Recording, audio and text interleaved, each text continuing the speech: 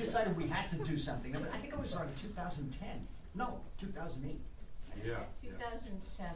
2007, right? And so we decided it's enough time. We couldn't settle on something, so this is a project that we thought we would have some possibilities. I was really looking for something that with Bob to enrich more or less where we had gone in the 70s and the 80s and the early 90s. I mean, you know, to just replicate what we had tried to do at the beginning of our careers. And then I said, well, I have to read this book that I've been always wanting to read called I Heard You Paint Houses, and so I did read it just as research for the character, and then after I read it, I got together with Marty and I said, you got to look at this, and I think this is what you're going to want to do. So that was it. I mean, the point is that we're trying to find something that we felt right with. I don't know how you define right. You know, it's ambiguous and kind of we felt comfortable with in a way.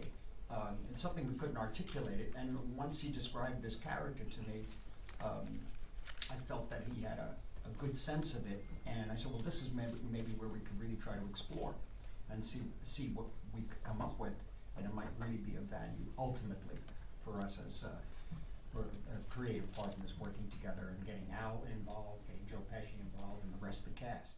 And Steve wrote the script, which was terrific, wonderful, as Marty says, and then it was a matter of getting everybody's schedules to line up. And Marty was doing Hugo. I remember coming over here.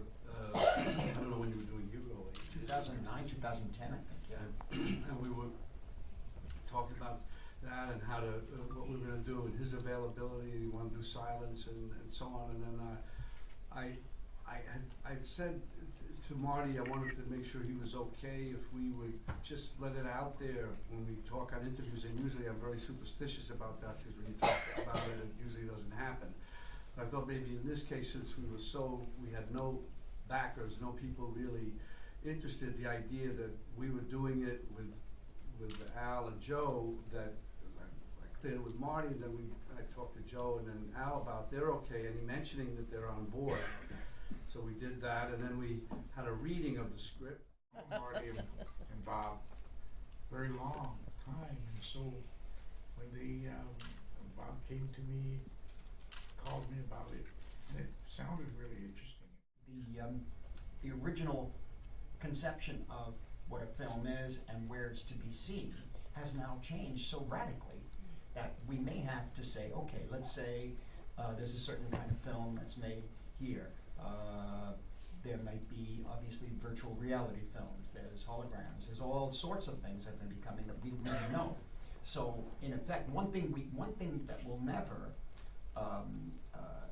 something that should always be protected as much as possible, and I think will always be there, is a communal experience. And I think that's best in the theater. Now, homes are becoming theaters too, but it's a major change. And I think one has to keep an open mind, you know. There's no doubt, like seeing a film with an audience is really, really important. There is a problem though, in that you have to make the film. This is a technique that's early on, you know, Mhm. it's being formed. It's like what they have said. It's a form of makeup, you know, and it could change things. And but I don't think you feel that way as an actor. I think you feel that as an actor, you're playing a role.